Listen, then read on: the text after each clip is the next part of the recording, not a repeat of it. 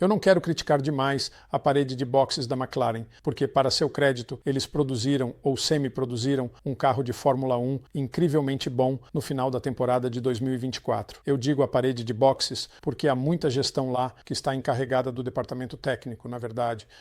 Então, todo o crédito vai para eles. Todo o crédito também para os dois pilotos da McLaren, Lando Norris e Oscar Piastri. Nada disso é culpa deles. Oscar na pole para a corrida sprint, Lando ao seu lado. Como eu disse ontem, quase uma certeza de que a McLaren finalmente iria decidir que se Oscar estivesse liderando na pista, teriam que dar a vitória a Lando Norris. Há apenas um ponto de diferença na corrida sprint, com cerca de 8 pontos para uma vitória, 7 pontos para um P2. Nada como a diferença em um grande prêmio se você voltar para a Hungria e o ponto óbvio de que Lando deveria ter recebido a vitória na Hungria e os 7 pontos que ele efetivamente perdeu ao terminar em segundo lá. Ele efetivamente recuperaria um ponto se vencesse a corrida sprint.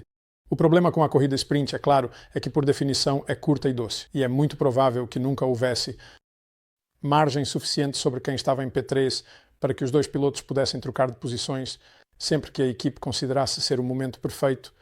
E eu posso imaginar antes da corrida, porque foi assim que aconteceu, que se Oscar estivesse à frente, haveria muita conversa sobre o efeito de pelotão no Tour de France, tentando usar o DRS de Oscar para ajudar Lando a se distanciar de Charles Leclerc, complicando enormemente um problema que era, novamente, como eu disse, uma corrida curta e direta. Tudo o que você pode fazer é olhar naquela situação para 2 pontos-chave. E eu digo isso não, após o evento. Isso é o que eu estava dizendo durante o evento. O primeiro ponto é que você inverta as posições, assim que possível.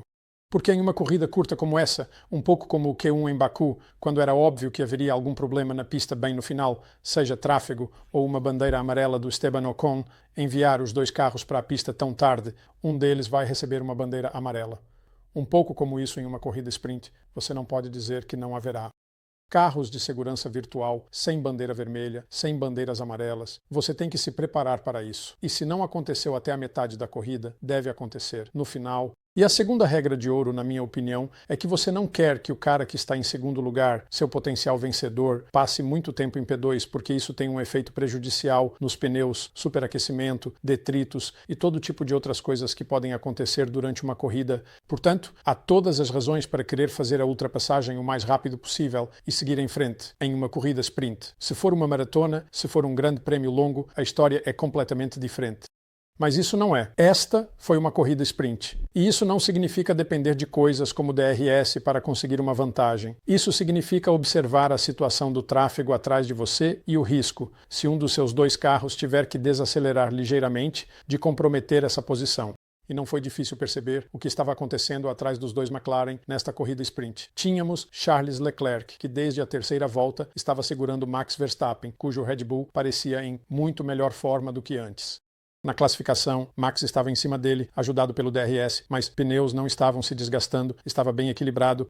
E, obviamente, com aquele motor novo, ele estava se saindo muito bem em termos de potência subindo a colina. Então, em algum momento, Max iria pressionar Charles Leclerc com força. Se ele conseguiria ultrapassá-lo, era um ponto irrelevante, porque a realidade da situação da McLaren é que Charles Leclerc passaria mais tempo olhando em seus espelhos do que no carro à sua frente, que era Lando Norris. E, com certeza, na volta 14, com os 4 carros correndo muito próximos uns dos outros, os dois McLaren começaram a se distanciar. Charles começou a perder um pouco de aderência. Max estava em cima dele e, de repente, houve um espaço. E esse foi o momento perfeito para a McLaren dizer a Oscar para ceder a liderança a Lando Norris. Mas eles não fizeram isso. Eles entraram nessa coisa de tentar tirar Lando, colocá-lo no seu DRS, afastá-lo, complicando tudo imensamente, até que, perto do final da corrida, havia um grande risco de que não conseguiriam fazer isso, porque Nico Hülkenberg parou o seu Haas Ferrari na pista. Muito incomum de se ver.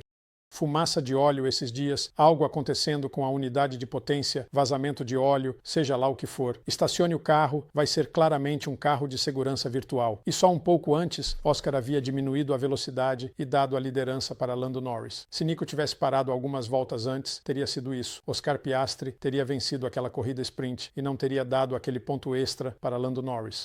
Então, como eu disse, a McLaren está brincando com fogo, complicando na maneira como estamos tentando usar Oscar para afastar Lando. Lando estava perto de Oscar nas primeiras voltas, dizendo: "O que eu vou fazer?" estou perto o suficiente, efetivamente dizendo, diga ao cara para me deixar passar agora. E a McLaren continuava dizendo, mantenha a posição, mantenha a posição. E, em um momento, Lando simplesmente disse, não, tanto faz. Um pouco no tom de voz, bem, exatamente o tom de voz, na verdade, que ele usou quando estava ouvindo todas aquelas instruções, eram instruções, provavelmente através do rádio, através do fone de ouvido, durante o Grande Prêmio da Hungria. Era a mesma coisa. E correr, como continuamos dizendo, não é complicado. Você se baseia nos princípios fundamentais. Se você vai inverter a posição na frente da corrida, está correndo 1-2 e a corrida é curta e você nunca terá uma vantagem massiva de 8 a 12 segundos sobre o P3, você precisa observar o que o tráfego está fazendo atrás e aproveitar o momento imediatamente. Assim que acontece. E isso aconteceu na volta 14. E a McLaren não fez isso e brincou com fogo, mas se safou, conseguiu seu ponto extra para Lando Norris. Max Verstappen terminou em terceiro na pista, superou Charles Leclerc, mas depois perdeu tudo isso com uma penalização de 5 segundos imposta após a corrida por uma violação, você acreditaria, das regras do carro de segurança virtual. Isso após 2 penalizações no México. Max precisa se organizar aqui e não continuar se prejudicando. Nesta ocasião, ele estava 0,63 segundos abaixo do tempo mínimo atrás do carro de segurança virtual, efetivamente dentro do carro de segurança quando o BSC ficou verde. Então, isso é realmente inaceitável. Mas a questão principal é que a McLaren brincou com fogo nessa corrida, na minha opinião, e apenas se safou. Dito tudo isso, e não quero ser muito negativo em relação à McLaren, porque assistir aqueles 2 carros laranja circulando, e vou chamá-los de laranja porque, antigamente, nos dias do Can-Am e da Fórmula 1 nos anos 60, quando era Bruce McLaren e Denny Hulme, particularmente no Can-Am, era laranja, mas não papyrus. E parecia um pouco com o antigo show do Bruce e do Denny, aqueles 2 McLaren laranja se distanciando do pelotão um pouco. Bem, certamente na frente do pelotão de qualquer forma. Maravilhoso de ver. E parabéns à equipe técnica da McLaren pelo carro que produziram e pela asa traseira que colocaram no carro neste fim de semana, a nova, que obviamente parece estar funcionando extremamente bem também. Então, sim, uma vitória fabulosa da McLaren nesse sentido. Foi uma dominação 1-2.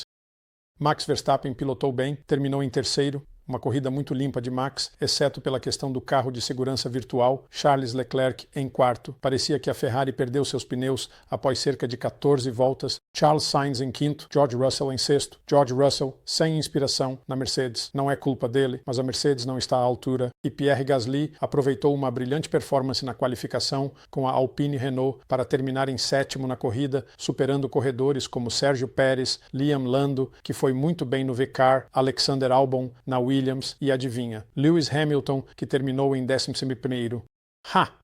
Eu nunca pensei que estaríamos dizendo coisas assim sobre o Lewis em 2024, mas aqui estamos. Não foi um bom dia para ele de forma alguma. Oliver Behrman caiu no campo e terminou em 14º lugar. Então, uma vitória dominante para a McLaren Mercedes, mas foi apertada. Foi perto do que eles estavam tentando fazer para Lando e a corrida estava ocorrendo em pista seca também. Apesar de todos os sinais de tempestade e os sinais de relâmpago surgindo sobre São Paulo neste sábado, foi uma corrida seca. Mas agora estou gravando este vídeo, estamos publicando. Mas agora, é claro, esperamos para a qualificação, para o Grande Prêmio. O carro do Max parece estar muito mais rápido agora, mas o máximo que ele vai conseguir é a P6. E é mais provável que seja 7 ou 8, dada a velocidade da McLaren. E como eu disse ontem, isso vai ser um grande problema para ele ao entrar na primeira curva, em termos de evitar o tráfego e garantir que todas as placas de extremidade da asa dianteira e a parte de trás do carro ainda estejam em uma peça quando ele sair das curvas 1 e 2. De qualquer forma, lá vamos nós, a corrida sprint. Uma vitória para Lando Norris sobre Oscar Piastri, Max Verstappen. No momento, P3. Sim, certamente não foi tão fácil quanto os resultados fazem parecer. Até logo.